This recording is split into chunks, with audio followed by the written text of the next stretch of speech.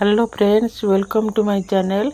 जय जगन्नाथ सांग मैंने आसतु आज आम किचन गार्डन बुलवा। किचन गार्डन रे मुझे किसी फूल गछ लगे, गेंडू फूल, टमाटो आउ काकुड़ी ये सब मुझे तोली दूसरी प्रथम आरंभ कर आज। ये गेंडू फूल भी गोटे गोटे फुटुची खरा दिन हेले भी मध्य, कारण गेंडू फूल लगे बैगण गछ थे गेंडू फूल गछ निश्चित रखिए।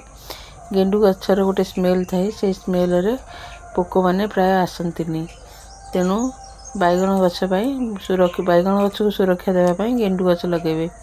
मुझे किसी टमाटो आ काकुड़ी तोड़ी सारापर प्राय सबुदिन काकुड़ी दीटा गोटे दीटा दीटा बाहर, बेसी न बाहर मुझे बेसी गछ लगे 3-4टा गछ लगे। ये 3-4टा गचर प्रत्येक दिन 2-3टा लेखाएं बाहर। मुझे किसी झुड़ंग गछ लगे, झुड़ंग गछ भी बेसी लगे 20-30टा गछ खंड लगी दी धाड़ी करके। झुड़ंग गछ को सब छाड़ी छाड़ी लगे, पतला पतला रंजा करके छाड़ी छाड़ी लगेले गछ भल हम। गोटे जगार आम 4-5टा मंजी पोती देले से खाद्य सारा पाइबनी गछ ठीक रे, आ गछ ठीक रे बढ़िबनी। तेणु लता जातीय गछ लगे बोले ताकू कम से कम किचन कंपोस्ट देकरी प्रथम फास्ट रे किचन कंपोस्ट देकी तापर लगेबे। आ गछ टिके बड़ होला परे आम जो लिक्विड फर्टिलाइजर करछे ताकू दबा। सब बेले गछ माने लगेला बेले आमे किचन कंपोस्ट दबा। आउ टिके बड़ हो गला परे जो कदली पत्र रहिका लिक्विड कदली चोपार जो लिक्विड फर्टिलाइजर करछि ताकू दिए। आ सागरिका जो लिक्विड फर्टिलाइजर मोर अछि ताकू भी दिए। ए दुईटा को मिसई की कदली चोपा आउ सागरिका मिसई गछरे दिए, कारण फूल फल आसापी ये दुईटा बहुत भल काम करे। सागरिकार थाए बोरन थाए, जिंक थाए, सल्फर थाए, एगुड़िक सब फूल फल आने बहुत भल साहाय्य करे।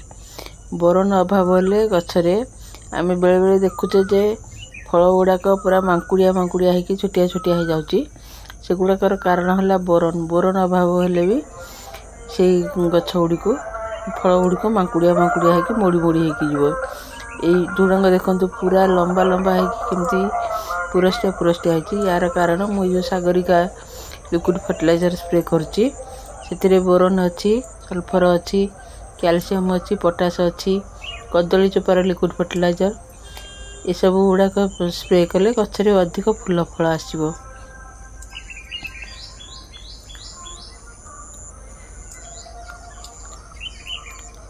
प्रायतः गोटे छोट फैमिली एमती किचन गार्डन टे कले आम आम कौन सी जिनस आमर नष्ट हेबनी। जमती कि आम परिवा चोपा है, कदली चोपा है, एगुड़िक सब आम बाहर न फिंगिकी ताको गोटे कंपोस्ट तैयारी करके ताको गछरे देले आम किछि ना किछि सबुदिन ऑर्गेनिक परिवा पाई परिवा।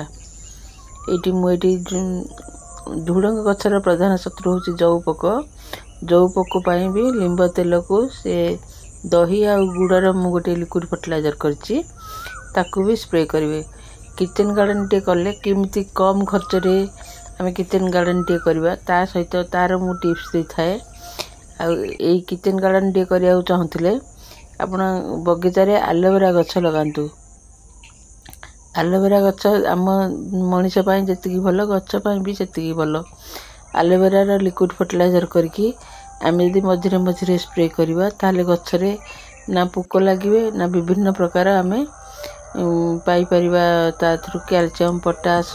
एलोवेरा सब थाए, पेस्टिसाइड थाए, फंगिसाइड, पेस्टिसाइड आउ फर्टिलाइजर सबू आम एलोवेरा पाई परिवा। तेणु जदि किचन गार्डन टे कर एलोवेरा गछ निश्चित लगातु। लिंब गछ, एलोवेरा गछ, लिंब गछ हूँ किचन गार्डन आयुर्वेदिक डाक्तर कहले चले। मु लिंब गछ तो बहुत पाऊली, किंतु एबे हमर घर आगे लिंब गछ टी भांगी गला मनटा टे दुख लगुच। वर्ष सारा मुझे जो लिंब पत्र पड़े, लिंब फूल पड़े ताकू मु संग्रह करके कंपोस्ट तैयारी करे। बहुत दिन है लिंब गछ भी आम शरीर पाई भी माने तार स्मेलटा भी आम देह पाई बहुत भल। मुझे किसी लंका तोलुची, लंका तोली सारे लंका गछरे भी सेमती आम फूल फल आसला बेलू अल्प अल्प पानी देवे। आउ मझे मझे टिके कदली जो लिक्विड फर्टिलाइजर करछि ताकू मु लंका गछरे दिए। लंका गछ କ୍ୟାଲସିୟମ ପଟାସ ନିହାତି ଦରକାର ଫୁଲ ଫଳ ଆସିବା ପାଇଁ। ଆଉ ଯଦି ଆପଣ ପାଖରେ ଚୂନ ଥିବ, ଯେଉଁ ଖାଇବା ଚୂନ ପାନରେ ଯେଉଁ ଆମେ ଖାଇବାକୁ ଯାଏ ଚୂନ, ସେଇ ଚୂନରୁ 1 ଲିଟର ପାଣିରେ ଅଳ୍ପ ଟିକିଏ ଚୂନ ମିଶାଇକିରି ଆମେ ଗଛ ଚାରିପଟେ ଆଗ ଦେଲେ, ସିଏ ବି ବହୁତ କ୍ୟାଲସିୟମ ଥାଏ ସେଥିରେ, ସିଏ ବି ମାନେ ଗଛରେ ଅଧିକ ଫୁଲ ଫଳ ଆସିବା ପାଇଁ ସାହାଯ୍ୟ କରେ। ମୁଁ ଏଠି ଏବେ ଝୁଡ଼ଙ୍ଗ ତୋଳି ସାରିଲା ପରେ ମୁଁ ଏଠି ବାଇଗଣ ତୋଳିବାକୁ ଆସିଲି। ବାଇଗଣ ଗଛରେ ବି ଏମିତି ପ୍ରତ୍ୟେକ ଦିନ ପ୍ରାୟ 7-8 ଦିନ 2-3 ଦିନରେ ଥରେ କିଲେ 2 କିଲୋ ଲେଖାଏଁ ବାଇଗଣ ଏବେ ବାହାରୁଛି। ବାଇଗଣ ଗୋଟେ ଏମିତି ଫସଲ, ତାକୁ ପ୍ରାୟ ଯେତିକି ଟିକେ ଯଦି ତା ପାଇଁ ଯତ୍ନ ନେଇଯିବା ତାହେଲେ ଆମେ ବର୍ଷ ସାରା ବାଇଗଣ ଆଉ କିଣିବାକୁ ପଡ଼ିବନି, କାରଣ ସେ ଫଳ ଫଳୁଥିବ, ଇଆଡ଼େ ଫୁଲ କଷି ବି ଆସୁଥିବ। ସେଥିପାଇଁ 15 ଦିନରେ ଥରେ ବାଇଗଣ ଗଛରେ ମୁଁ ଯେଉଁ କିଚେନ୍ କମ୍ପୋଷ୍ଟର ଲିକ୍ୱିଡ଼ ଫର୍ଟିଲାଇଜର କରୁଛି, ଯେଉଁ ବ୍ୟାୟାମ ଯାଇ କରୁଛି, ତାକୁ ବି ମୁଁ ଏଇ 15 ଦିନରେ ଥରେ ବାଇଗଣ ଗଛରେ ଦିଏ। ବାଇଗଣ ଗଛକୁ କାରଣ ବାରମ୍ବାର ସେଥିରୁ ଫୁଲ ଫଳ ଆସିଥାଏ, ତେଣୁ ତାକୁ ସାର ସଫିସିଏଣ୍ଟ ଦରକାର। ସାର କମିଗଲେ ଗଛ ବେଳେବେଳେ ମାନେ ପତ୍ର ମୋଚା ମୁଡ଼ମୁଡ଼ିଆ ହେଇକି ଗଛ ଶୁଖିଗଲା ପରି ହୁଏ।